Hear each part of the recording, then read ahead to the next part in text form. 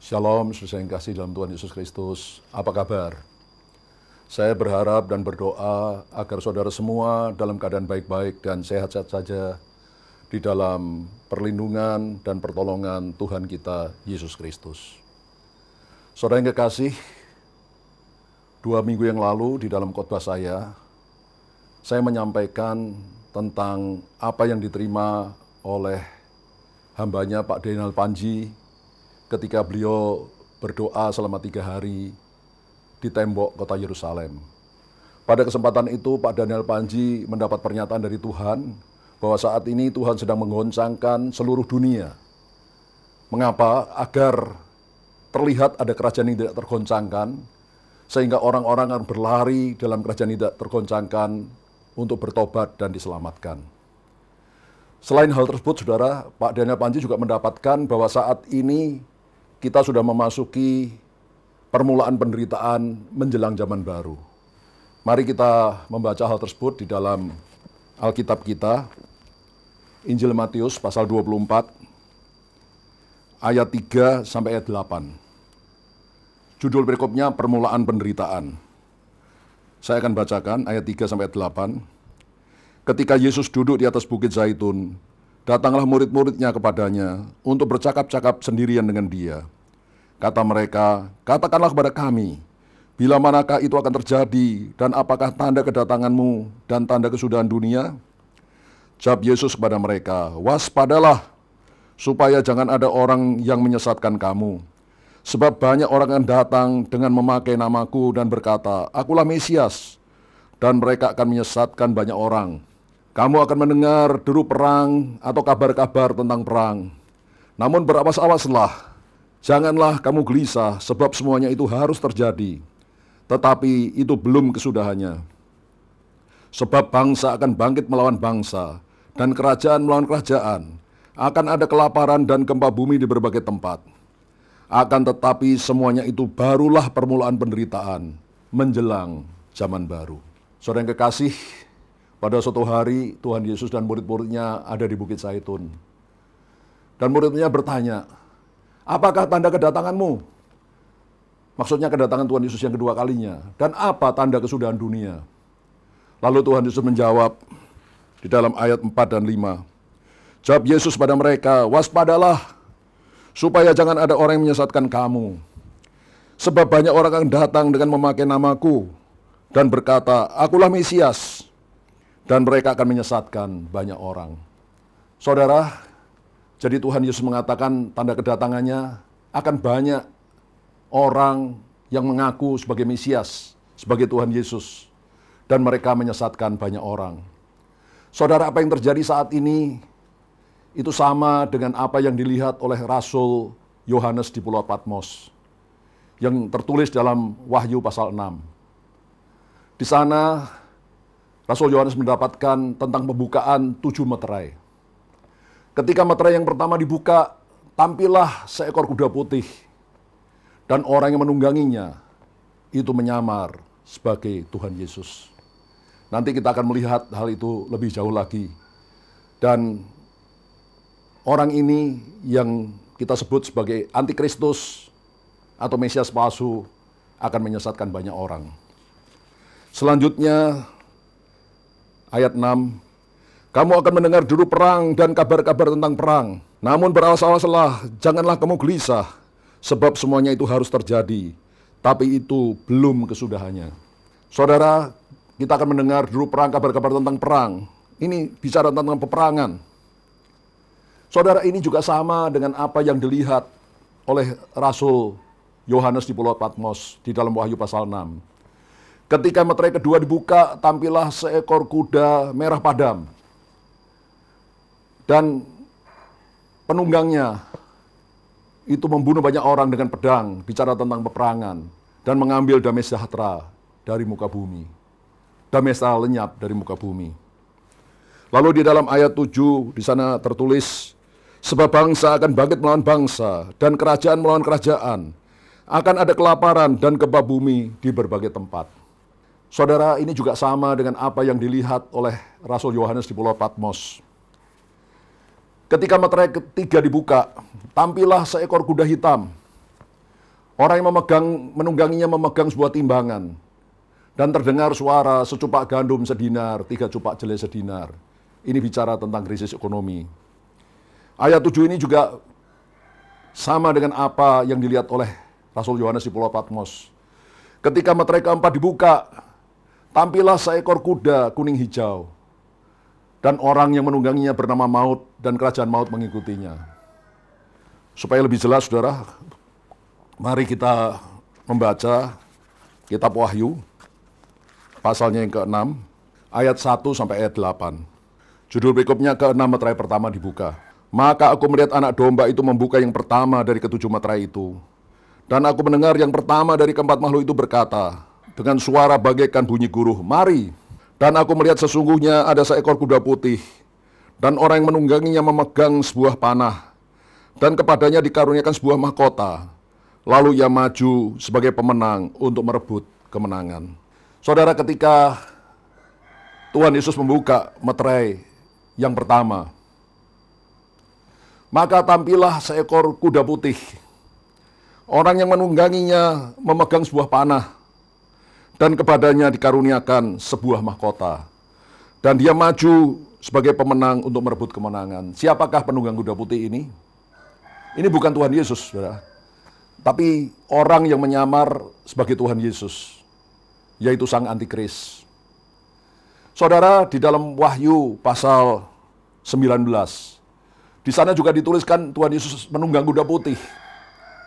Tetapi Tuhan Yesus tidak memegang panah, tapi dari mulutnya keluar sebilah pedang. Dalam Wahyu 19 juga dikatakan Tuhan Yesus memakai mahkota, tapi bukan satu mahkota, ada banyak mahkota, mahkota yang bersusun-susun. Tetapi penunggang kuda ini hanya memakai sebuah mahkota. Siapa dia? Sekali lagi, dia adalah Antikris. Orang yang menyamar, berusaha menyerupai sebagai Tuhan Yesus, sebagai juru selamat dunia ini. Dan saat ini roh Antikris sudah merajalela ke seluruh dunia. Sudah menguasai begitu banyak bidang kehidupan. Dan saya percaya tidak lama lagi, Sang Antikris itu sendiri, the Antichrist himself, akan menyatakan dirinya. Selanjutnya di dalam ayat 3 dan 4, ketika anak domba itu membuka meterai yang kedua, aku mendengar makhluk yang kedua berkata, mari, dan majulah seekor kuda lain, seekor kuda merah padam. Dan orang yang menungganginya dikaruniakan kuasa untuk mengambil damai sejahtera dari atas bumi. Sehingga mereka saling membunuh, dan kepadanya dikaruniakannya sebilah pedang yang besar. Saudara, ketika meterai yang kedua dibuka, tampillah seekor kuda merah padam. Dan yang menungganginya diberikan kuasa untuk mengambil damai sejahtera dari atas muka bumi. Dan kepadanya dikaruniakan sebilah pedang yang besar. Pedang bicara tentang peperangan. Dan penunggang kuda kedua ini mengambil damai sejahtera dari atas muka bumi. Saat ini damai sejahtera sudah lenyap dari atas muka bumi. Tidak ada satu negara pun yang masih mengalami damai sejahtera. Dulu negara-negara seperti New Zealand, negara yang indah, yang makmur, masih ada damai sejahtera. Tapi kemudian terorisme datang, dan sekarang ada wabah virus corona yang menakutkan. Damai sejahtera sudah hilang. Demikian juga negara yang lain seperti negara Skandinavia, Swiss, Swedia, Denmark. Mereka juga sudah kehilangan damai sejahtera karena terorisme, bencana, virus corona, dan lain-lain. Hal ini sudah terjadi. Selanjutnya di dalam ayat 5 dan 6 dituliskan, dan ketika anak domba itu membuka meterai yang ketiga, aku mendengar makhluk yang ketiga berkata, mari. Dan aku melihat sesungguhnya ada seekor kuda hitam, dan orang yang menungganginya memegang sebuah timbangan. Dan aku mendengar seperti ada suara di tengah-tengah keempat makhluk itu berkata, secupak gandum sedinar dan 3 cupak jelai sedinar, tapi janganlah rusakkan minyak dan anggur itu. Saudara, ketika meterai yang ketiga dibuka, tampillah seekor kuda hitam, dan orang yang menungganginya memegang sebuah timbangan. Dan terdengar suara, secupak gandum sedinar, 3 cupak jelai sedinar, tapi jangan rusakkan minyak dan anggur itu. Saudara, ini bicara tentang krisis ekonomi. Saudara, secupak itu katakanlah seperti selitar. Gandum Supaya kita lebih mudah mengerti, kita ganti saja dengan makanan pokok kita, beras. Sedinar itu adalah upah orang bekerja selama 1 hari. Saat ini upah tukang di Indonesia itu antara 100.000 sampai 150.000. Jadi saudara bisa bayangkan kalau nanti seliter beras itu harganya sampai 100.000 atau 150.000, maka terjadi krisis yang luar biasa, terjadi kelaparan yang luar biasa. Tapi puji Tuhan, dikatakan, tapi jangan rusakkan minyak dan anggur itu. Saya percaya orang-orang yang seperti minyak dan anggur, orang-orang yang takut akan Tuhan, yang berlindung pada Tuhan, yang mengandalkan Tuhan, mereka akan dijaga, dipelihara oleh Tuhan Yesus sendiri. Selanjutnya ayat 7 dan 8, di sana dituliskan, dan ketika anak domba itu membuka meterai yang keempat, aku mendengar suara makhluk yang keempat berkata, mari. Dan aku melihat sesungguhnya ada seekor kuda hijau kuning, dan orang yang menungganginya bernama Maut, dan kerajaan maut mengikutinya. Dan kepada mereka diberikan kuasa atas 1/4 dari bumi, untuk membunuh dengan pedang, dengan kelaparan, dengan sampar, dan dengan binatang-binatang buas yang di bumi. Saudara, ketika meterai keempat dibuka, tampil seekor kuda hijau kuning. Ini warna belerang. Dan orang yang menungganginya bernama Maut, dan kerajaan maut mengikutinya. Ini bicara tentang roh maut, roh kematian yang merajalela di seluruh dunia, membunuh begitu banyak orang. Membunuh dengan pedang. Pedang bicara tentang peperangan. Membunuh dengan kelaparan. Membunuh dengan sampar. Saat ini penyakit sampar, virus corona sedang merajalela. Dan dengan binatang-binatang buas di bumi. Saudara, binatang buas ini bisa binatang buas benar, tapi juga bisa berupa virus-virus. Ada virus-virus yang ketika dilihat dengan mikroskop yang sangat teliti, maka bisa kelihatan seperti binatang-binatang buas. Saudara, tanda-tanda ini sudah terjadi. Tapi semuanya ini belum kesudahannya. Ini baru permulaan penderitaan menjelang zaman baru. Mari kita melihat kembali kepada Injil Matius pasal 24 ayatnya yang ke-8. Akan tetapi semuanya ini barulah permulaan penderitaan menjelang zaman baru. Saudara, saya gambarkan keadaan ini seperti seorang wanita yang hamil yang akan bersalin, melahirkan anaknya.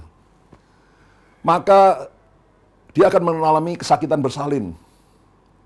Mula-mula rasa sakit itu datangnya dengan jedah yang cukup lama. Saya bukan dokter, saudara. Mungkin katakanlah 6 jam sekali begitu. Dan semakin dekat waktu kelahiran, maka jedahnya makin pendek. Wanita itu kan makin sering merasa sakit bersalin, dan rasa sakitnya semakin bertambah-tambah. Kalau kita perhatikan keadaan dunia ini sejak sekian tahun yang lalu, kita lihat bagaimana goncangan demi goncangan terjadi. Ada angin ribut, gempa bumi, tsunami, sakit penyakit, peperangan, kelaparan, dan macam-macam terjadi. Dan semakin kemari, frekuensinya semakin sering terjadi. Dan semakin besar kekuatannya. Goncangan itu semakin besar. Saudara, dan yang menarik juga, di sini dikatakan, akan tetapi semuanya barulah permulaan penderitaan menjelang zaman baru. Saudara, dalam bahasa Inggris, zaman baru itu adalah New Age, zaman baru. Saudara, kita tahu saat ini, gerakan zaman baru, New Age Movement, itu sudah sangat kuat. Dan New Age Movement, gerakan zaman baru ini mengarah kepada terciptanya tatanan dunia baru. New World Order, yaitu pemerintahan antikris. Jadi, saudara yang kekasih, kalau apa yang diterima oleh pendeta Daniel Panji ini benar, berasal dari Tuhan, maka kemungkinan saat ini kita sudah berada dalam permulaan masa kesusahan besar atau tribulasi selama 7 tahun. Masa tribulasi selama 7 tahun itu dibagi 2, yaitu 3,5 tahun pertama dan 3,5 tahun kedua. Pada 3,5 tahun pertama, Antikris belum menyatakan dirinya. Dan gereja masih ada di muka bumi. Goncangan-goncangan terjadi supaya banyak orang bertobat dan diselamatkan.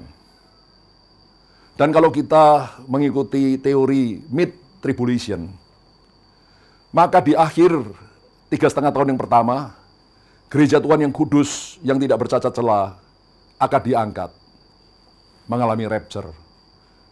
Lalu dunia akan masuk di dalam zaman baru, yaitu zaman pemerintahan antikris selama 3,5 tahun juga. Dan itu merupakan puncak penderitaan umat manusia, di mana antikris menguasai seluruh dunia dengan sangat-sangat kejam. Dan orang yang menolak pemerintahan dia, bahkan yang mengaku Yesus adalah Tuhan, akan dianiaya dan dibunuh. Saudara, saya tidak mengatakan itu pasti, tapi kita lihat saja saudara, apa yang akan terjadi.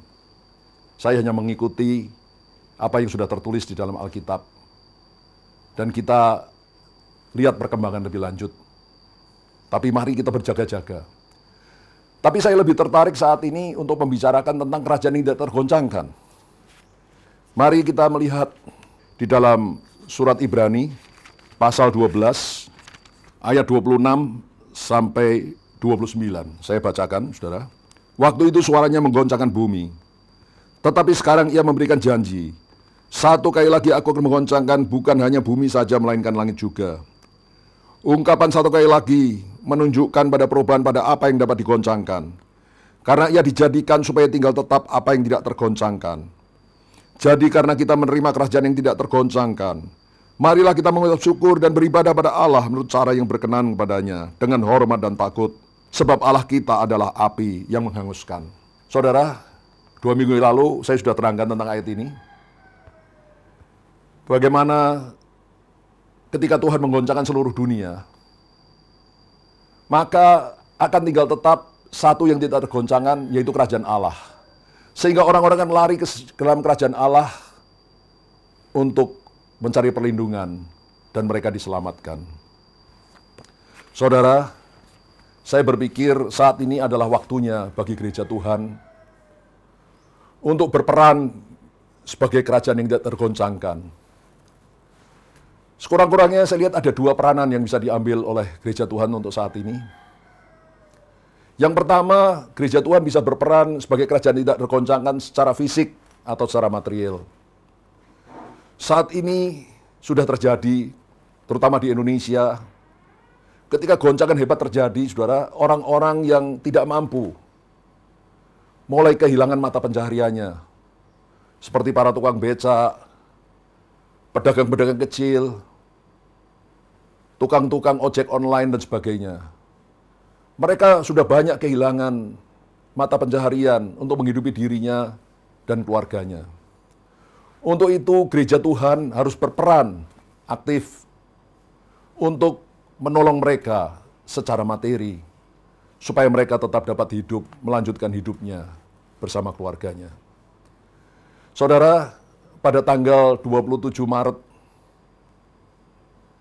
gereja kita, GBI Kamboja, sudah mengadakan pembagian bantuan secara tunai kepada orang-orang yang tidak mampu. Kita membagikan uang tunai sebesar 100.000 per orang, dengan tujuan untuk bisa membeli sembako untuk menghidupi keluarga mereka. Bantuan ini kita bagikan kepada 576 orang, masing-masing menerima Rp100.000. Mereka ini terdiri dari jemaat tidak mampu di gereja kita sendiri, yang kita bagikan melalui ketua-ketua KUL. Yang kedua, kita juga membagikan bantuan bagi jemaat-jemaat yang tidak mampu di gereja-gereja Kota Depok yang gerejanya masih belum mampu untuk membantu jemaatnya sendiri. Bantuan ini kita berikan melalui gembala-gembala jemaat mereka. Kita juga membantu masyarakat yang tinggal di sekitar GBI Kamboja, orang-orang yang tidak mampu. Dan bantuan ini kita berikan melalui ketua-ketua RT mereka. Dan yang terakhir, kita juga membantu sebuah pesantren di Kota Bondowoso, Jawa Timur, di mana Pak Kiainya menghubungi saya untuk membantu bahan makanan bagi 76 santri-santri di pesantren beliau. Ini sudah kita lakukan, saudara. Kita sudah membagikan bantuan tunai kepada 576 orang yang tidak mampu. Masih banyak lagi yang memerlukan bantuan, saudara. Saya harap berikutnya lagi kita bisa tetap melanjutkan peranan kita sebagai kerajaan yang tidak tergoncangkan, yang menolong orang-orang secara fisik dan secara material. Ya, hal yang kedua, saya percaya juga gereja Tuhan bisa berperan aktif sebagai kerajaan tidak tergoncangkan, tempat perlindungan bagi orang-orang yang sedang tergoncang jiwanya. Orang yang stres, ketakutan, putus asa, kebingungan, tidak punya jalan keluar. Saat ini banyak sekali orang yang seperti itu menghadapi merebaknya virus COVID-19 ini. Kita harus bisa menerima mereka, mendoakan, menguatkan, menghibur, menolong mereka, bahkan menyelamatkan mereka, mengenalkan mereka kepada Tuhan Yesus sendiri. Saudara, sebagai contoh apa yang terjadi saat ini di negara Italia. Ada begitu banyak kematian yang terjadi di Italia, bahkan yang terbesar di dunia.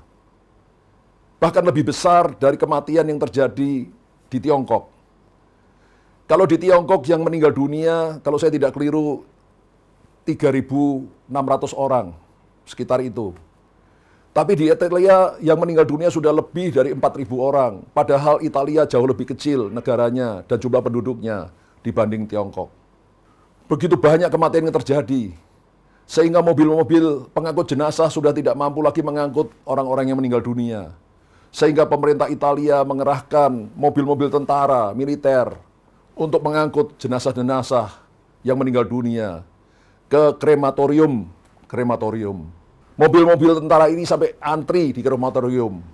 Dan jenazah-jenazah yang akan dibakar dimasukkan begitu saja ke dalam tungku api, tanpa peti. Karena peti mati sudah tidak ada lagi, mereka sudah kehabisan. Keadaannya begitu mengerikan, begitu menakutkan. Saudara, saya tertarik pada kesaksian dari seorang dokter yang bertugas di kota Lombardi, Italia. Dokter ini berusia 38 tahun. Lombardi ini adalah salah satu kota yang mengalami penyebaran virus COVID yang sangat mengerikan ini. Dokter ini dan teman-temannya adalah orang yang ateis, yang tidak percaya adanya Tuhan. Tapi dia bersaksi bahwa apa yang terjadi saat ini jauh melebihi mimpi terburuk yang pernah dia bayangkan. Keadaan yang makin lama, makin menakutkan. Sehingga dokter ini merasa putus asa, merasa hopeless, saudara, merasa tidak ada harapan. Dia berkata mula-mula yang datang ke rumah sakit itu hanya perorangan. Lama-lama yang datang itu belasan orang. Bahkan akhirnya ratusan orang datang setiap hari ke rumah sakit. Dokter ini dengan teman-temannya, rekan-rekannya sejawat, para dokter juga, sudah bertindak bukan lagi sebagai dokter, tapi sebagai petugas dari sabuk berjalan, bed conveyor. Mereka memeriksa, pasien ini masih ada harapan. Oke, boleh masuk rumah sakit. Pasien yang ini rasanya sudah tidak ada harapan, dipulangkan ke rumah. Karena rumah sakit sudah penuh sesak. Sehingga tidak bisa lagi menampung pasien. Sehingga pasien yang sudah parah dipulangkan ke rumah untuk mati di rumah masing-masing. Bahkan 2 orang dokter, rekan dokter ini sudah meninggal dunia karena COVID-19. Dan beberapa teman yang lain juga tertular oleh virus ini. Ada seorang pendeta berusia 75 tahun yang datang ke rumah sakit, mendoakan dan menghibur orang-orang yang terserang COVID-19 ini. Dan akhirnya pendeta tersebut juga terkena virus COVID-19 dan meninggal dunia.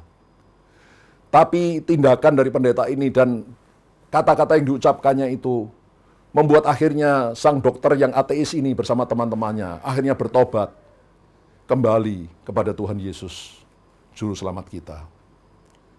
Saudara, jadi sekali lagi, di tengah-tengah goncang yang dahsyat ini, saya lihat gereja Tuhan bisa menjadi kerajaan yang tidak tergoncangkan. tempat perlindungan bagi orang-orang yang sedang gelisah, ketakutan, stres, putus asa. Sekurang-kurangnya ada 2 peran yang bisa dilakukan oleh gereja Tuhan saat ini, yaitu menjadi kerajaan yang tidak tergoncangkan secara fisik, secara materi, bagi orang-orang yang tidak mampu, yang kehilangan pekerjaan, yang tidak lagi bisa menghidupi keluarganya. Gereja Tuhan harus bertindak untuk menolong mereka sedapat mungkin. Apa yang bisa kita lakukan, kita lakukan. Gereja Tuhan juga harus bertindak sebagai kerajaan yang tidak tergoncangkan, tempat perlindungan bagi orang yang sedang ketakutan, stres, putus asa, kebingungan, tidak tahu jalan keluar. Gereja Tuhan bisa mendoakan mereka, menguatkan mereka, menolong mereka, dan membimbing mereka kepada Tuhan Yesus.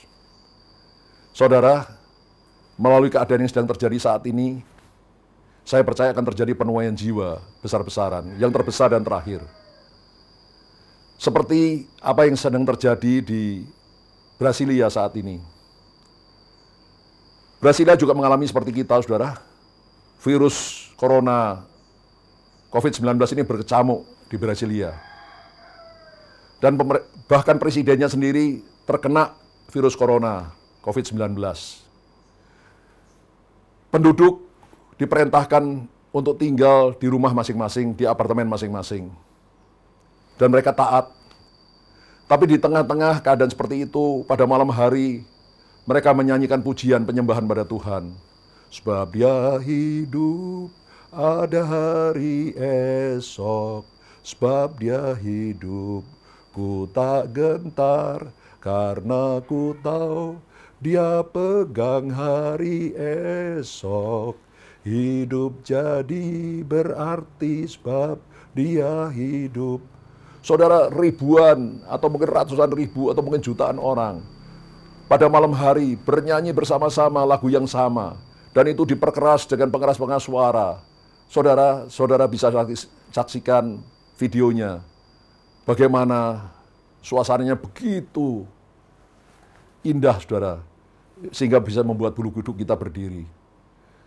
Saudara, saya percaya melalui keadaan yang sedang terjadi saat ini, kita akan melihat terjadinya penuaian jiwa yang terbesar dan terakhir terjadi.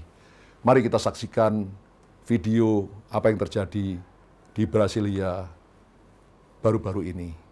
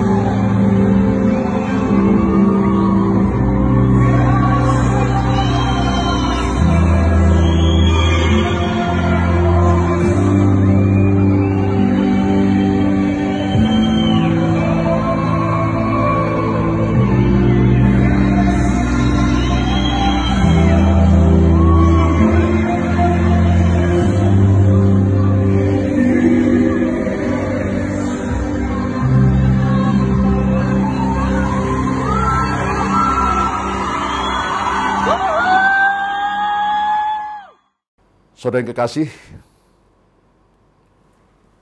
akhir kata, seperti Pak Niko, Gembala Pembina kita memerintahkan agar sampai pertengahan bulan April ini, kita masih melakukan ibadah secara online. Karena belum dimungkinkan untuk jemaat berkumpul bersama di gedung gereja untuk mengadakan ibadah raya. Sehubungan dengan hal tersebut, saudara, maka pada hari Minggu pertama, tanggal 5 April yang akan datang, dan pada hari Jumat Agung, tanggal 10 April yang akan datang, kita akan mengadakan perjamuan kudus di rumah-rumah dan merayakan hari Jumat Agung juga di rumah masing-masing. Saudara bisa tetap menonton secara online. Untuk itu, saya harap saudara pada tanggal 5 dan tanggal 10 April yang akan datang, sebelum jam 10 pagi, menyediakan roti di rumah masing-masing. Boleh roti apa saja, saudara. Saudara juga menyediakan anggur. Kalau tidak punya anggur, boleh memakai teh atau apa saja.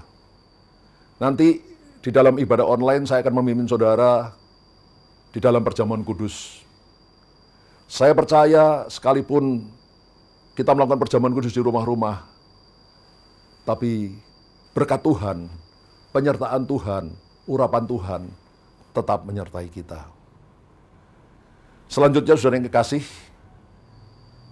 bagi saudara yang tergerak untuk memberikan bantuan kemanusiaan bagi orang-orang, saudara-saudara kita yang tidak mampu, saudara bisa mengirim bantuan, mentransfer bantuan dana melalui rekening yang tercantum di bawah ini. Dan kemudian buktinya juga bisa saudara WA ke nomor telepon yang ada di bawah ini.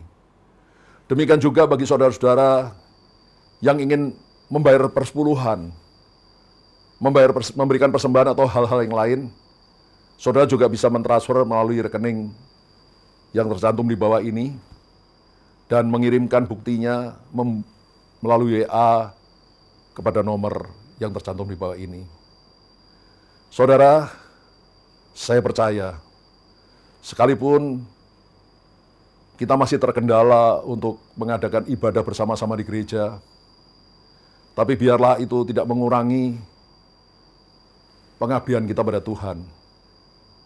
Kita tidak boleh takut, tapi justru harus makin bersungguh-sungguh mencari Tuhan, merendahkan diri kepada Tuhan, dan bergantung, berpaut kepada Tuhan, melekat kepada Tuhan. Karena Tuhanlah tempat perlindungan kita. Sekali lagi, sebelum saya tutup dalam doa, saya katakan, jangan takut, tapi jadilah prajurit-prajurit Kristus yang gagah perkasa di penghujung akhir zaman ini. Mari saudara pemirsa di rumah-rumah, angkat kedua belah tangan saudara, saya akan berdoa. Bapa di surga, hamba-Mu sudah selesai menyampaikan pesan-Mu. Kami percaya kalau apa yang diterima oleh Bapak Pendeta Daniel Panji adalah sungguh berasal daripada-Mu, maka saat ini kami sudah masuk di dalam permulaan dari masa kesusahan besar. Goncangan akan terjadi, bertambah lama bertambah hebat. Tapi kami tidak takut Tuhan, karena kami berlindung kepada-Mu.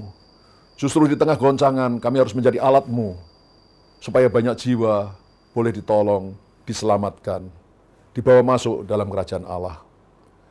Tuhan, sekali lagi, hamba berdoa bagi seluruh jemaat, pemirsa yang mendengarkan siaran online ini, jaga lindungi mereka, bahwa mereka makin dekat kepada-Mu, makin mengasihi Engkau, makin takut kepada-Mu, makin melekat, makin intim dengan Engkau.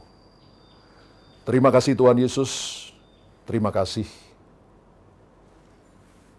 Di dalam nama-Mu, kami sudah berdoa dan mengucap syukur. Haleluya. Amin.